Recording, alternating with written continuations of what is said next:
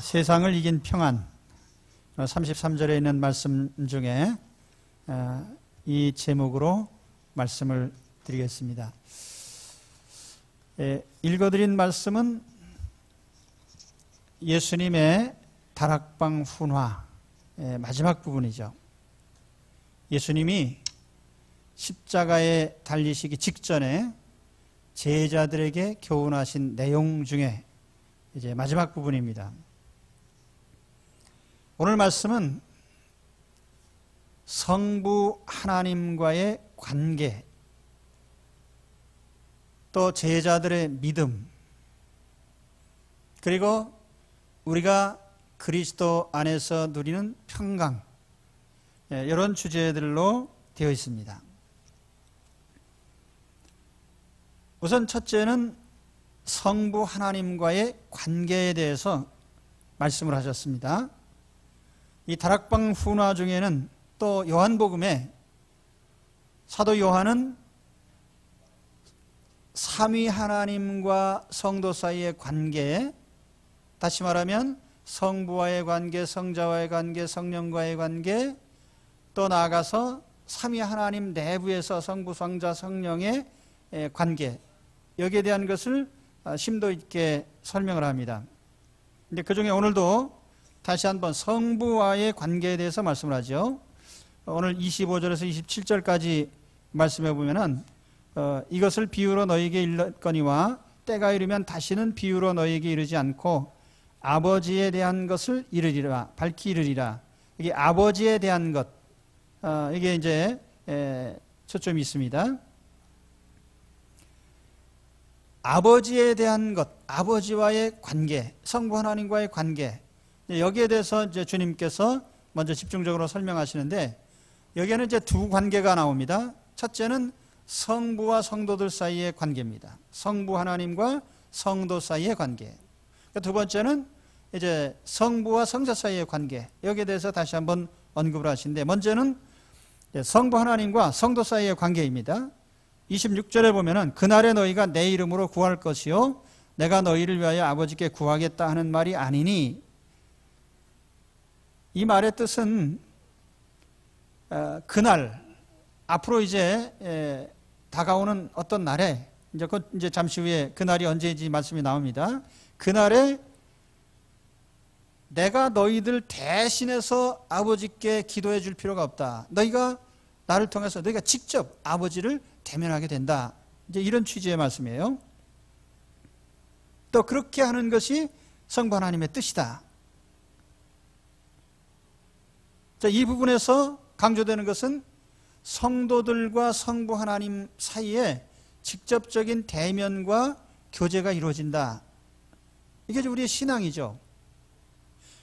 그러나 이때까지만 해도 제자들, 또 유대인들이 보편적으로 가진 생각이 하나님을 직접 대면할 수 없다, 이렇게 생각을 했습니다. 하나님을 우리가 어떻게 감히 직접 대면하느냐? 통상적으로 모든 인간이 가진 종교성 속에 어떤 신에게 나아가는 것이 항상 직접적인 것보다는 간접적인 것을 언제나 통합니다. 무당이나 점치는 귀신 들린 사람이나 사실은 자기가 직접 어떤 신을 만나려고 하지 않고 누구를 통해서 만나죠. 이게 뭐냐면 혹 영매, 혹은 신탁자, 이렇게 얘기를 하잖아요. 구약시대 이스라엘 사람들은 죄인이 하나님을 직접 만날 수 없다. 만나면 죽는다. 그래서 이사야라든지 그 하나님을 대면했다고 생각한 사람들은 다 나는 죽었다, 이렇게 생각했어요. 그래서 구약시대에 실제적으로 보면 하나님께서 이스라엘 백성들과 같이 광야 생활을 하면서 지나가시면서 임재하여 계시긴 한데, 언제나 하나님을 직접 대면하는 것은 대제사장 모세, 그리고 일반 백성들은 하나님을 대면을 못했어요. 그러니까 일반 백성이 하나님 앞에 나갈 때는 항상 대제사장을 통해서 간접적으로, 내가 하나님께 아뢰일 거 있으면 간접적으로 그렇게 만났던 것입니다. 그래서 이 당시에 이런 사고방식이 제자들에게도 그대로 전달이 됐어요. 물론 유대인들이 하루에 3번씩 기도를 합니다. 그러나 그것은 저 멀리 계신 하나님께, 그리고 하나님을 내가 면전에서 대면한다는 생각은 갖지 않았어요. 그런데 오늘 예수님께서 앞으로는 너희가 하나님 아버지를 직접 대면하게 될 거다. 그리고 내가 그것을 위해서 왔다.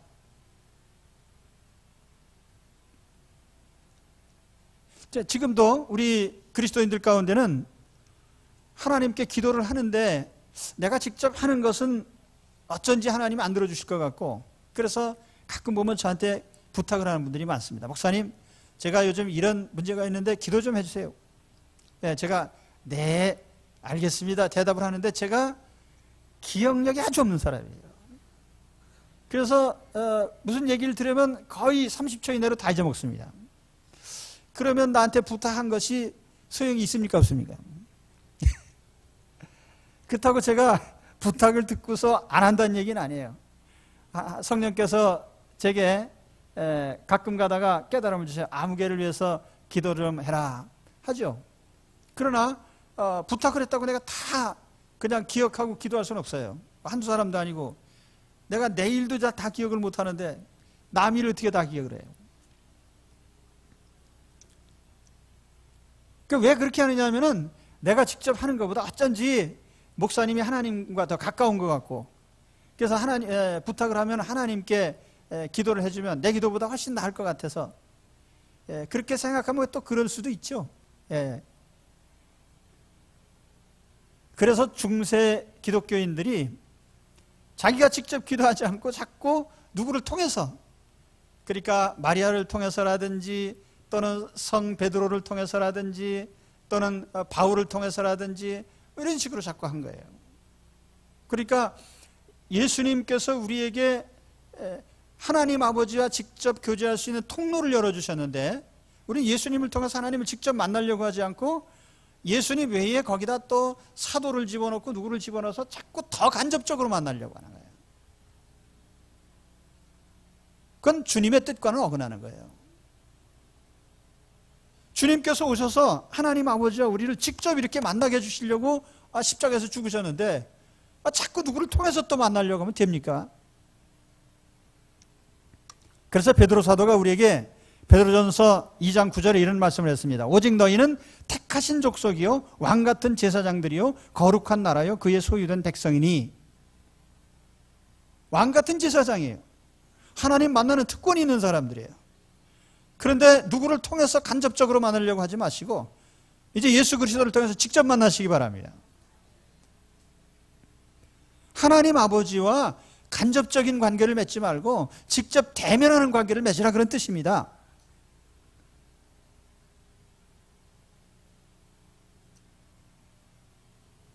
이제 결혼한 후에, 결혼하기 전에 중매쟁이가 신랑 신부를 중매를 해줘요. 그러면 무슨 할 얘기가 있으면 항상 중매쟁이를 통해서 얘기를 합니다. 그런데 결혼한 후에도 신랑 신부가 서로 중매쟁이를 통해서 얘기를 합니까? 그렇지는 않죠. 예수님께서 우리 죄인들의 죄를 대신 속죄하시고 하나님과 직접 만날 길을 열어주셨는데도 불구하고 우리가 예수님을 통해서 하나님 아버지를 직접 만나지 않고 누구를 통해서 또 나보다 더 신령한 사람, 나보다 더 오래 믿은 사람 통해서 그렇게 만나려고 하면 안 된단 말이에요. 오늘 여기 그리스도를 처음 영접한 분이나 오래 믿은 분이나 다 예수님을 통해서 직접 하나님 아버지를 만나시기 바랍니다. 그것이 하나님 뜻이에요. 그리고 또 한 가지, 오늘 성부 하나님과 성자 예수님 사이의 관계에 대해서 다시 한번 또 언급을 하십니다. 이 성부와 성자와의 관계에 대해서 사도 요한은 집요하게 이 얘기를 여러 차례 설명을 하는데, 오늘 여기 28절에 다시 한번 언급을 해요. 내가 아버지께로 나와서 세상에 왔고 다시 세상을 떠나 아버지께로 가노라, 이런 말씀이 있어요. 여기에 적어도 3가지 중요한 사실이 들어있습니다. 첫째는 예수님께서 영원 전부터 하나님 아버지와 같이 계셨다는 거예요. 그래서 아버지께 있다가 그리고 두 번째로 예수님께서 육신을 입고 오신 것은 인간적으로 비로소 출생하거나 비로소 예수님이 존재하신 게 아니라 영원 전부터 계신 하나님께서 성자 예수님이 사람의 몸을 가지고 성육신 혹은 우리가 뭐라고 합니까? 화육, 육체가 되셨다. 그래서 예수님이 육체를 가지고 오신 것이고, 세 번째로는 이제 예수님께서 십자가에서 죽으시고 부활하시고 승천하신 이 과정이 그냥 예수님이 인간으로 태어났다가 죽는 게 아니라 하나님 아버지께로부터 오셨다가 다시 아버지께로 가는 것이다. 이렇게 예수님 자신의 존재에 대해서 이것이 우연한 것이 아니고 하나님 아버지의 계획에 의해서 오셨다가 가신 과정인 것을 설명을 합니다. 다시 한번 여기에 예수님께서 이제 제자들을 떠나시는 이 문제가 단순히 인간적인 결별이 아니라 아버지께로부터 왔다가 다시 간다는 점을 강조한 것입니다.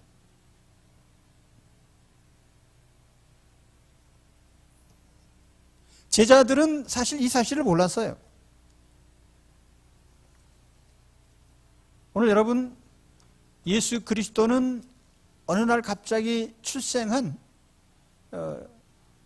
우연히 탄생하신 그런 분이 아니라 하나님께로부터 오셨다가 하나님 아버지께로 가신 분입니다.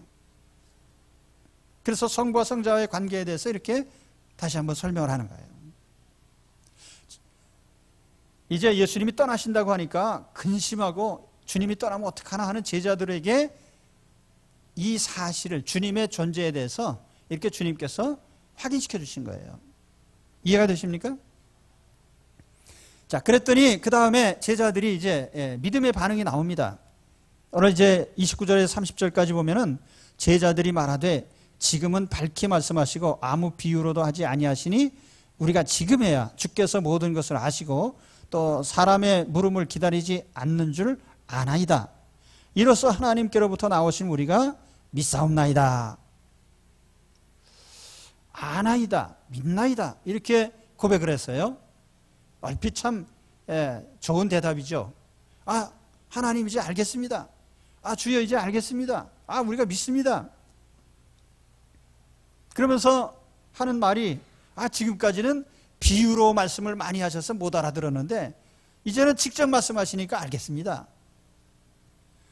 주님의 교훈 중에 한 30가지 정도가 비유로 되어 있습니다. 천국 비유, 혹은 요한복음에 특히 뭐 양과 목자의 비유, 뭐 나는 세상의 빛이다, 생명의 떡이다, 나는 생수다 하는 이런 그 예수님께서 자기 자신을 여러 종류의 비유로 말씀하셨는데 사실 그 비유로 말씀하신 게 이유가 있어요. 제자들에게는 조금 더 이해를 돕기 위한 것이고, 안 믿는 사람들은 쓸데없이 끼어들어서 상관하지 말라고 하신 뜻이에요. 안 믿는 사람들에게는 뭐 비유로 하거나 직설적으로 하거나 상관도 없죠. 근데 아무튼 이 비유로 말씀을 하신 바람에 잘 못 알아들었는데, 예를 들면 예수님이 이제 나는 이제 곧 떠난다, 내가 갔다가 다시 온다, 이런 말씀에 대해서 어떤 비유적인 말씀으로 할 땐 잘 못 알아들었는데 이제는 직접적으로 말씀하시니까 알아듣겠습니다. 그 얘기입니다.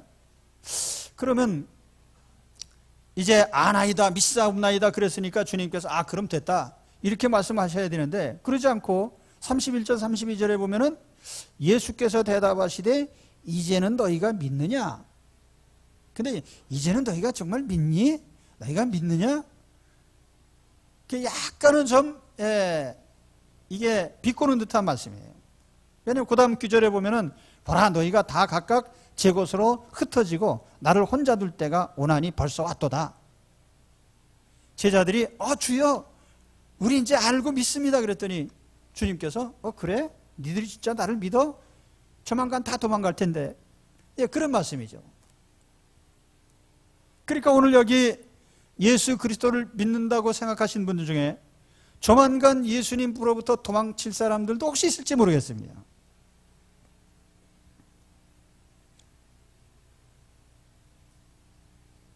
(16장 1절에서) 주님은 이미 말씀하셨죠. 야, 내가 너희들에게 미리 얘기하는 거는 너희들이 막상 어려운 순간이 올 때 실족하지 않고 믿음 팔아먹지 않게 하려고 내가 하는 얘기야. 이렇게 얘기를 하셨는데 오늘 다시 한번 말씀하는 겁니다. 제자들이 주여 우리가 믿어요. 이제 알았어요. 그랬더니 그래 니들이 진짜 나를 믿어? 조금 있으면 다 도망갈 텐데 이런 말씀입니다. 여러분 우리의 믿음을 점검해 보십시오. 나는 지금 믿는다고 하는데 조금 있으면 도망갈 것인지에 대해서 한번 살펴보시기 바랍니다. 왜 주님이 이 말씀하셨을까요? 제자들은 왜 믿는다고 했는데 실패했을까요? 여기 중요한 두 가지 이유가 있어요. 첫째는 안다고 했지만 제대로 안 것이 아니기 때문이에요. 30절 다시 보시면 우리가 지금에야 주께서 모든 것을 아시고 또 사람의 물음을 기다리지 않는 줄 아나이다. 근데 여기 자세히 보시면 제자들이 예수님에 대해서 알았다는 얘기가 아니에요. 주님이 뭐든지 다 아시기 때문에 질문도 안 하고 다 아시는 전지전능하신 분임을 내가 알겠습니다. 그러니까 아는 건 누가 아는 거예요? 예수님이 다 안다는 사실을 내가 알았다 그 말이죠. 그러니까 예수님에 대해서 새롭게 뭘 안 게 아니에요.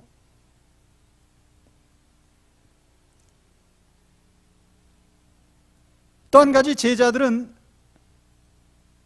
예수님께서 사람들의 마음을 다 꿰뚫어 보시니까 질문할 것도 없습니다.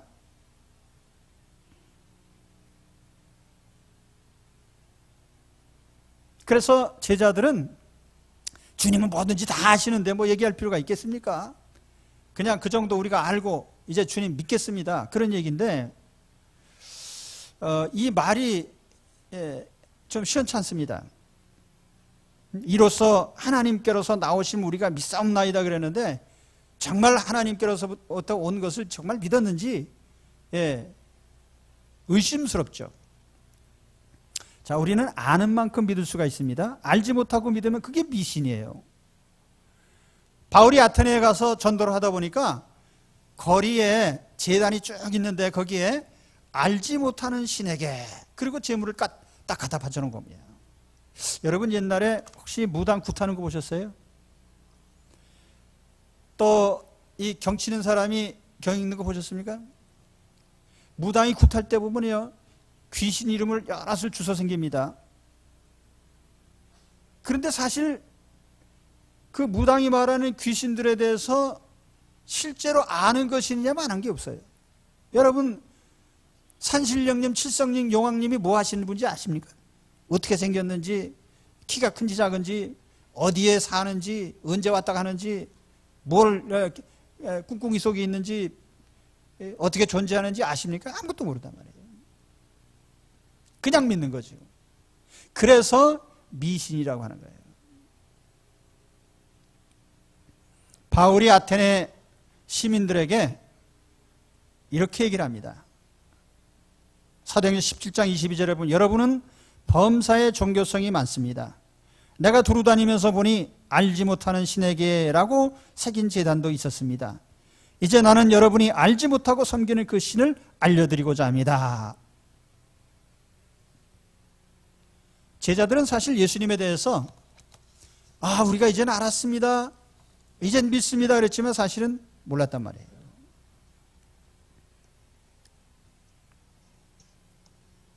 예수님을 안다고 했지만은 가장 가까이 예수님이 왜 당장 내일이면 십자가에서 죽으시는지에 대해서 몰랐다는 얘기예요. 그러니까 안 게 아니에요. 십자가를 모르는데 십자가 밑에 남아 있을 리가 없죠. 만일 십자가의 죽음을 알았더라면 도망가지 않았을 거예요. 그러니까 십자가에서 죽으시는 그 이유도 몰랐고 십자가가 뭔지 몰랐기 때문에 다 도망친 겁니다. 뿐만 아니라 여지껏 이 12 제자가 예수님을 따라다니면서 많은 이적들을 봤습니다. 죽은 사람도 나사로도 살리고 풍랑도 잔잔하게 하고 중풍병자도 고치고 여러 가지 기적들을 베푸셨는데 그것이 무엇을 의미했는지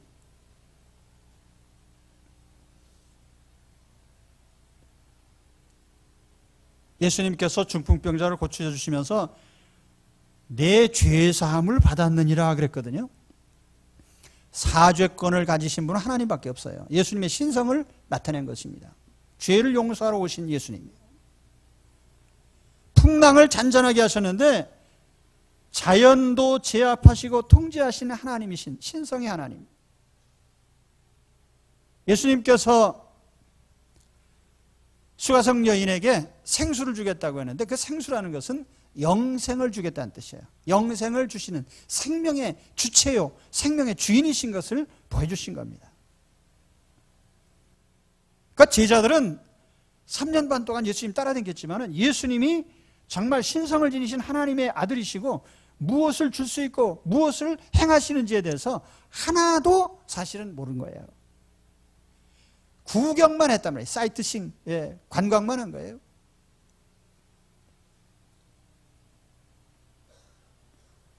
우리 여러분 하나님의 교회에 나오셔서 예배를 드리고 교회 생활을 하시면서 사이트싱만 하지 마시기 바랍니다. 예배 드리는구나. 예배가 근사하구만. 성가대 오늘 잘했네. 오늘 성가대가 저게 솔로가 더 잘했네. 뭐 이런 식으로 우리가 관광하러 온 게 아니거든요. 구경하러 오는 게 아니거든요. 내막을 아시기 바랍니다. 예수님을 아는 만큼 성부 하나님도 알게 되어 있습니다. 예수 그리스도와 성부 하나님의 관계를 왜 말씀하셨냐면 예수님 아는 만큼 하나님 아버지를 알게 되어 있기 때문에. 오늘 말씀에 이 우리말로 깨로서라고 하는 이 전미사가 나옵니다. 깨로서, 아버지 깨로서. 헬라어의 이 깨로서라고 하는 이 단어가 우리말로는 다 같지만은 헬라어는 3가지 전치사가 여기 사용되고 있습니다. 파라라고 하는 말, 에크라고 하는 말, 아포라고 하는 말이 사용되고 있는데 파라라고 하는 건 어떤 위치를 표현하는 거예요. 예수님께서 아버지 곁에 같이 계신 분. 또 에크라고 하는 말은 어떤 기원, 출발점을 나타내는 거예요. 영어로 하면 에크가 아웃이라는 전치사인데 어느 곳으로부터 발원하는 아버지께로부터 오시는 근원적인 것. 또 아포라고 하는 것은 이건 사명을 표시하는 말입니다.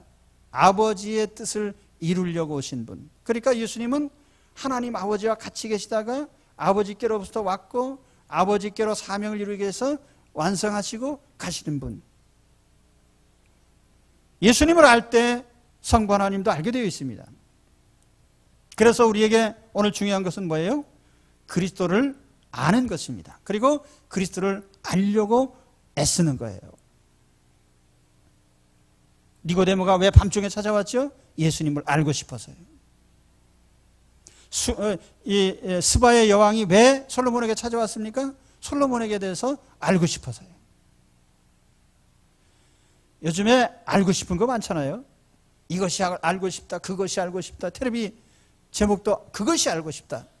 근데 그것이 알고 싶다는데 제가 가끔 보는데 전혀 알고 싶지 않은 거예요.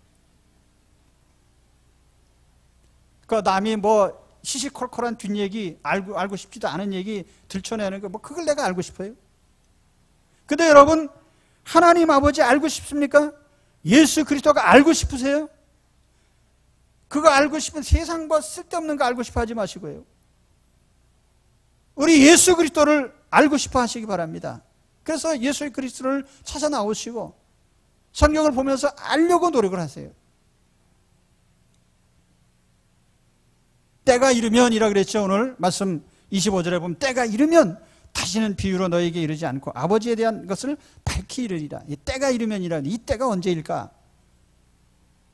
많은 주석가들이 이 때가 예수님 십자가에서 죽으실 때 혹은 부활할 때라고 생각을 합니다. 저는 그거보다는 조금 더 확대해서 성령님이 오셨을 때, 오순절 성령 강림 이후에 제자들은 비로소 모든 진리를 알게 됐거든요. 예수 그리스도가 누구신지, 그리스도가 하신 일이 어떤 일인지 진정으로 알게 된 것이 오순절 성령이 오셔서 성령께서 그 마음에 깨우쳐 주셨을 때 다 알게 됐단 말이에요. 믿으십니까?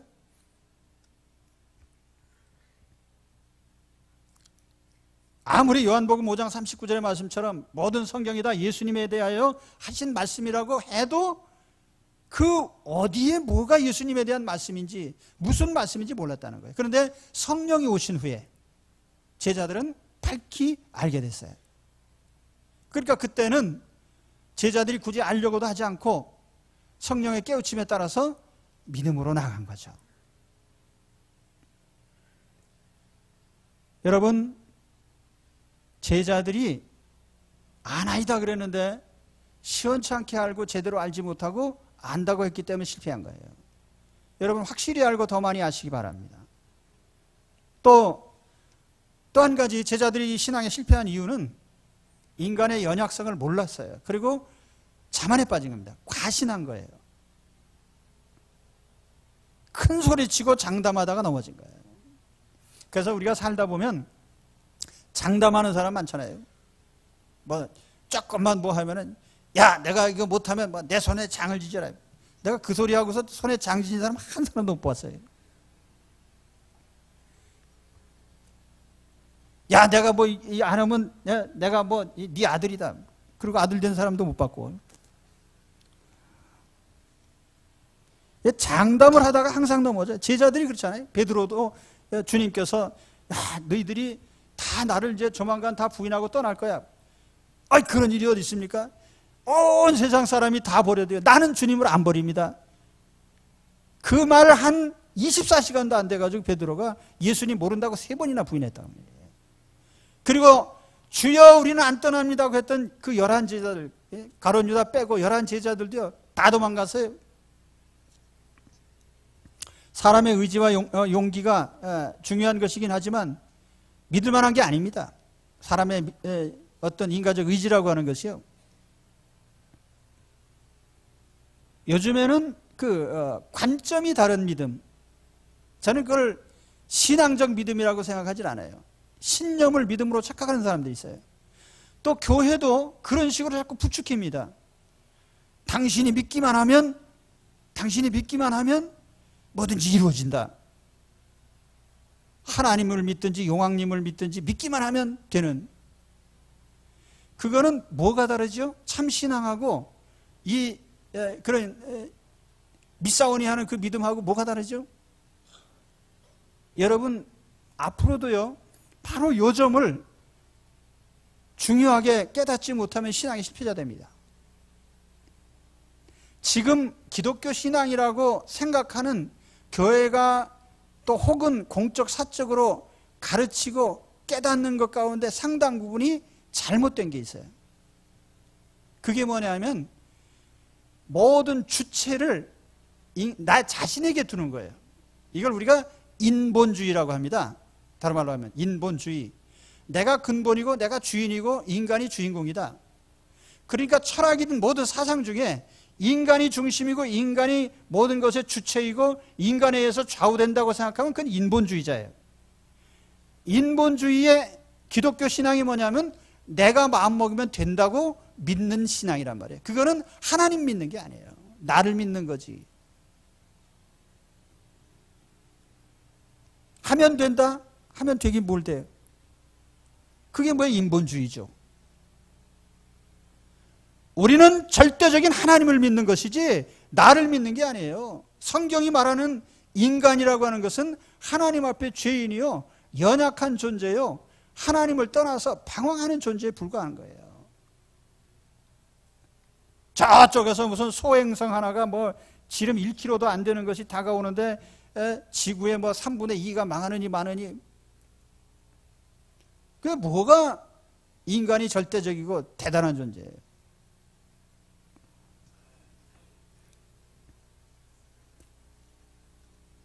정말 중요한 믿음은요, 인간 본위가 아니라 하나님 본위가 되는 거예요. 신본주의예요. 그래서 우리의 신앙의 본질은 부족하고 모자라는 인간이 하나님의 뜻을 받들어서 하나님 뜻에 부합하게 변해가는 겁니다. 하나님의 뜻을 따라가는 거예요. 인간의 의지에 따라 하나님이 좌우되는 게 아니에요. 내가 하나님을 어떻게 움직이는 게 아니에요.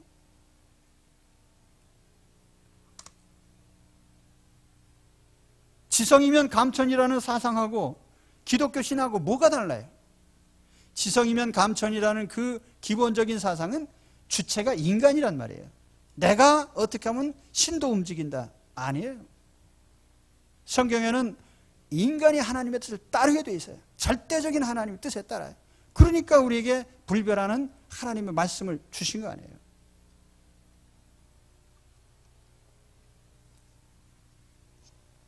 여러분, 인간적인 의지를 믿음으로 착각하지 마십시오. 또 내가 가지고 있는 어떤 생각이 온전하다고 과신하지 마십시오. 우리는 연약한 인간에 불과합니다. 그렇다고 해서 오늘 우리가 내 믿음을 그저 하찮게 여기고 할 수 없는 존재니까 그냥 가만히 있으라, 그런 얘기는 아니에요. 자만하지 말고 더 주님을 의지하고 주님을 붙잡고 주님 뜻을 따르려고 애를 쓰라, 그 말이죠. 다드라고 하는 신학자는 이 본문을 해석하면서 이런 얘기를 했습니다. 교회를 설립했던 사람들은 신뢰할 수 없는 자들이었다는 것이 사실이다. 이 교회를 설립했던 사람들, 사도들을 얘기하는 거예요. 이 신뢰할 수 없는 사람들이었다. 교회가 존재한 것은 이들의 용기나 믿음이 경건하기 때문이 아니라 그리스도께서 그들을 위해 일하신 때문이었다. 이 사실을 결코 잊어서는 안 된다. 지금 우리가 신앙을 유지하는 원인도 주께서 우리를 붙드신 때문입니다. 성령께서 하나님의 교회를 지켜가시기 때문입니다. 만일 베드로가 예수님을 모른다고 3번 부인한 것처럼 예수님도 베드로를 모른다고 부인하셨더라면 교회가 됐겠느냐 말이에요. 제자들이 다 도망친 것처럼 예수님도 멀리 떠나셨다면 교회가 됐겠느냐 말이에요. 인간은 연약하나 주님께서 주체가 되시기 때문에 교회가 세워지고 우리의 신앙이 지켜지고 있습니다. 지금도. 그러므로 우리는 나의 부족한 믿음, 또 인간적인 의지, 이걸 과신하다가 폭삭 주저앉지 말고요. 아예 내가 얼마나 부족한 자인지를 미리 깨닫고 주님만 의지하시기를 바랍니다. 그래서 사도 바울은 이런 고백을 했어요. 내가 나를 위하여는 약한 것들 외에 자랑치 아니하리라. 이러므로 도리어 크게 기뻐함으로 나의 여러 약한 것들에 대하여 자랑하리니 이는 그리스도의 능력으로 내게 머물게 하려 함이라. 그러므로 내가 그리스도를 위하여 약한 것들과 능력과 궁핍과 핍박과 곤란을 기뻐하노니 이는 내가 약할 그때 곧 강함이라. 오늘 여기 혹시 병든 사람들 계세요?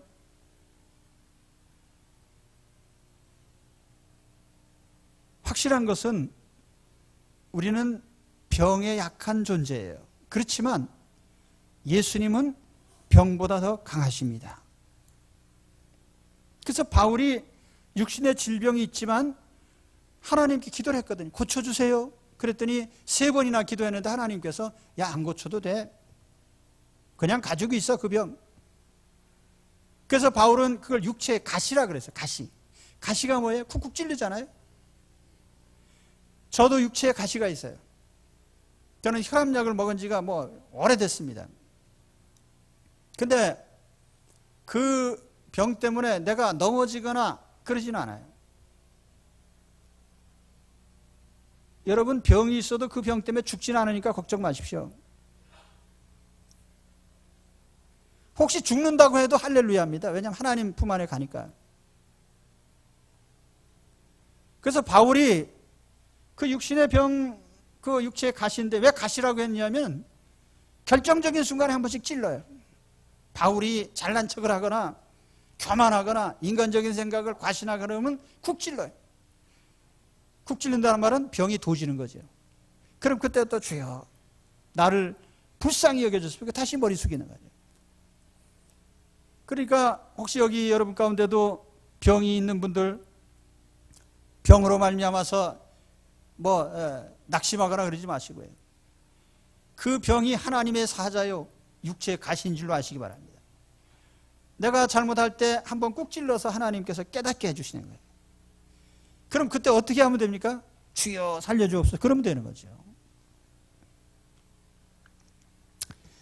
자, 그래서 오늘 그 제자들의 믿음에 대해서 말씀을 드렸는데, 제자들은 사실은 예수님을 안다고 했지만 제대로 안 것도 아니고 자기 자신을 과신하고 그러다가 믿음에서 넘어진 거예요.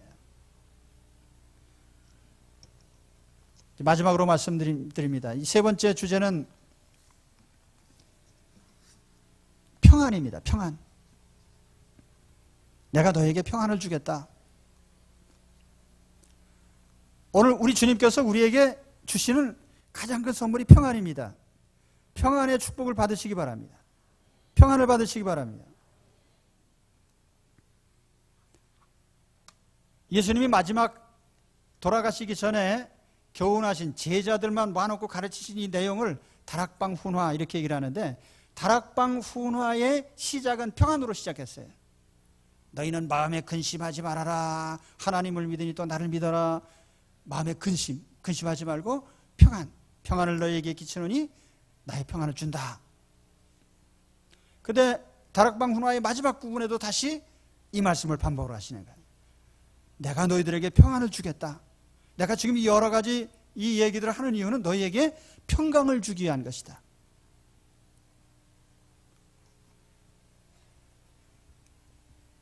여러분, 우리가 예수 그리스도를 믿음으로 받는 가장 큰 축복이 뭐냐면 평안입니다. 우리 지난주에 기쁨에 대해서 얘기를 했어요. 예수 믿음으로 얻는 가장 큰 축복이 뭐냐? 기쁨과 평안. 믿으십니까? 자, 이 점에 대해서 오늘 주님께서 다시 한번 강조를 하십니다. 이 주님의 평안이 특징이 있는데, 무슨 특징이냐면은 주변 환경과 아무 상관이 없다는 거예요. 우리 주님의 평안은. 그럼 세상 평안은 어떠냐면, 세상 평안은 주변 환경에 따라 다 달라져요. 자, 오늘 말씀에 33절 말씀에 보면은 여기 내 안이라고 하는 예수 그리스도 안에 또 세상이란 말이 서로 대조가 됩니다. 또 환난이란 말과 평안이란 말이 서로 대조가 됩니다. 세상이 어떻게 돌아가든지 그리스도 안에 있으면 평안이요, 주변에서 어떤 환난이 일어나든지 그리스도 안에 있으면 평안이다. 우리가 세상 사는 동안에 평안하다고 느끼는 때가 언제입니까? 아, 나는 평안해? 나는 정말 마음이 평안해? 언제죠? 평안하냐고 물으면 사람들이 평안은 조건부터 찾아요. 먹을 양식이 풍부해야 평안하고, 집이 좋아야 평안하고, 자식을 갖춰야 평안하고, 건강해야 평안하고, 인간관계가 좋아야 되고, 사회가 안정되어 있어야 되고, 천재지변도 없어야 되고, 강도나 도둑도 없어야 되고, 직장이 든든해야 되고, 그러니까 이런 조건들 중에 한두 가지라도 무너지면 그 다음부터 불안한 거예요. 그러니까 현재 다 갖췄는데도 불구하고 가령 뭐 한두 가지, 건강에 약간 이상이 왔단 말이에요. 당장에 평안이 싹둑 뿌리가 뽑히는 거죠.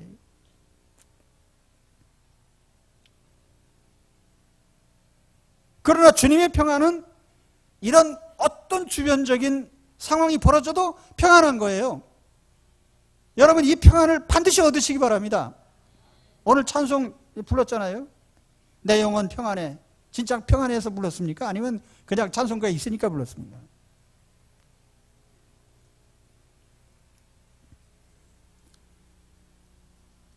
정말 믿음 안에 들어와서 체험한 사람들은 이 신앙 고백을 했어요. 하박국 3장 17절에 무슨 말씀이 나오냐면은, 비록 무화과 나무가 무성치 못하며 포도나무에 열매가 없으며 감람나무에 소출이 없으며 밭에 식물이 없으며 우리의 양이 없으며 외양간에 소가 없을지라도 나는 여호와를 인하여 즐거워하며 나의 구원의 하나님을 인하여 기뻐하리로다. 아멘. 우리는 있어야 그러다 한 가지만 없으면 평안이 싹 없어져요.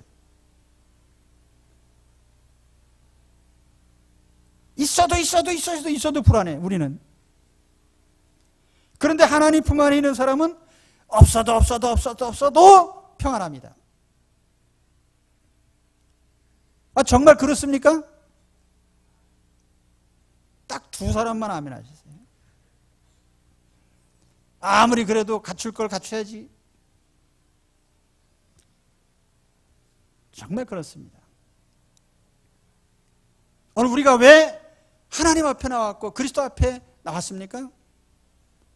우리는 마음의 기쁨과 평안을 위해서 왔습니다.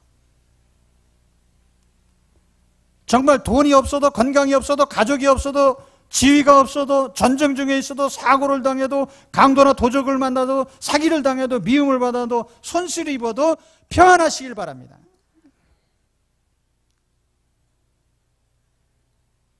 그런 어떤 분이 그래요.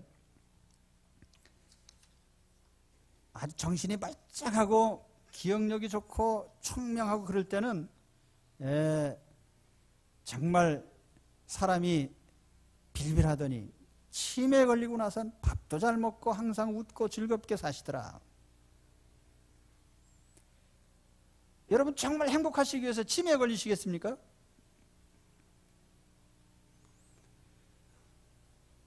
근데 사실 그렇잖아요. 아무것도 기억하지 않고 다 잊어버리니까 편안해졌단 말이에요. 너무나 기억력이 좋아서 잘 기억하고 있는 사람, 10년 전에 누가 나한테 욕 한마디 한 것까지 수첩에 기록해가고 기록한 사람은 항상 불안해.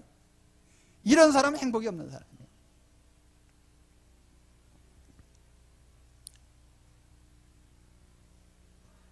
여러분, 예수님이 우리에게 평안을 주시기에 오셨습니다.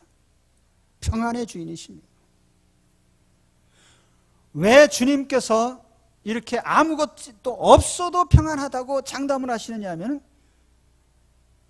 예수 그리스도가 온 세상을 이겼기 때문이에요. 내가 세상을 이겼다. 오늘 이렇게 33절에 주님이 장담하시잖아요. 내가 세상을 이겼다. 난 세상을 이겼다. 세상을 지배하는 사탄의 영을 이겼습니다. 죄의 권세를 이겼습니다. 거짓을 이겼습니다. 사망을 이겼습니다. 무질서와 혼돈을 이겼습니다. 인간을 불안에 몰아넣는 어떤 것도 예수 그리스도를 넘어서서 이길 수 없습니다.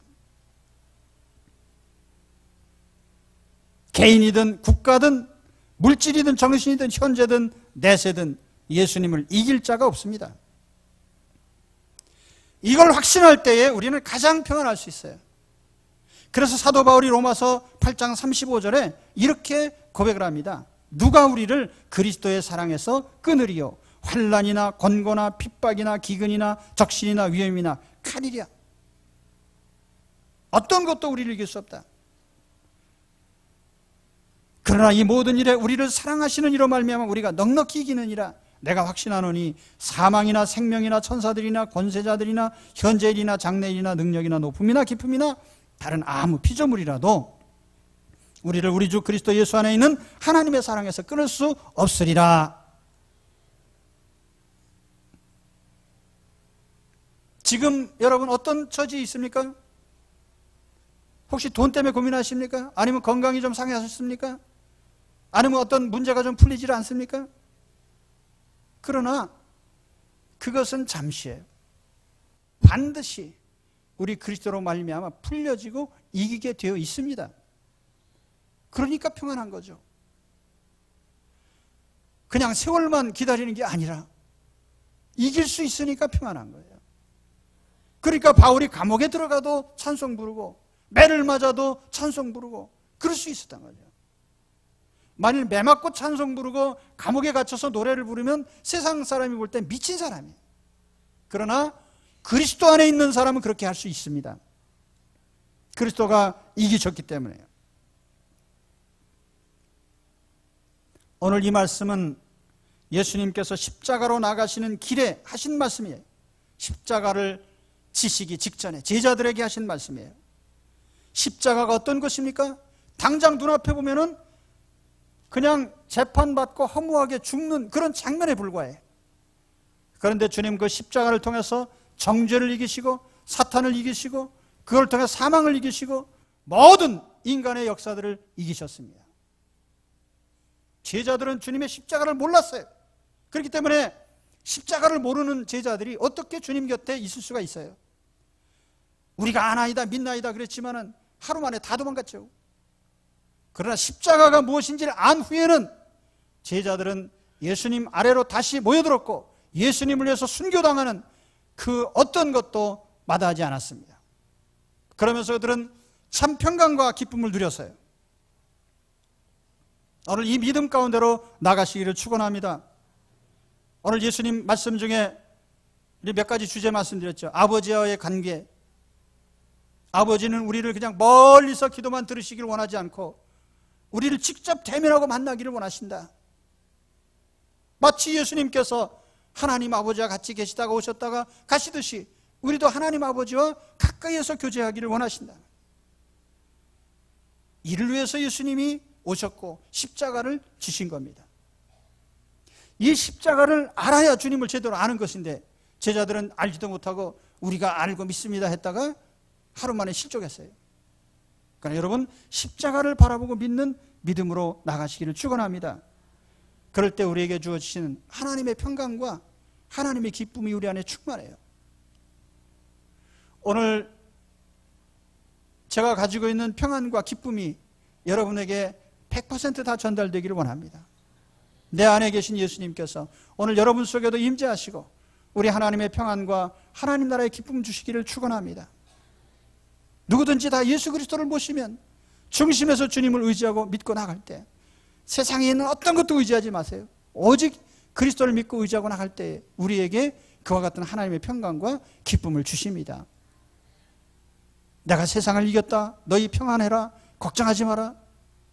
오늘 이 주님 말씀대로 이루어지시기를 주의 이름으로 축원합니다. 성전에 들어올 때 가지고 있던 모든 근심과 걱정 오늘 예수 그리스도로 말미암아 다 이제는 떨쳐버리시고 예수 그리스도 안에는 참 평강으로 충만해지시기를 주의 이름으로 축원합니다. 기도하겠습니다.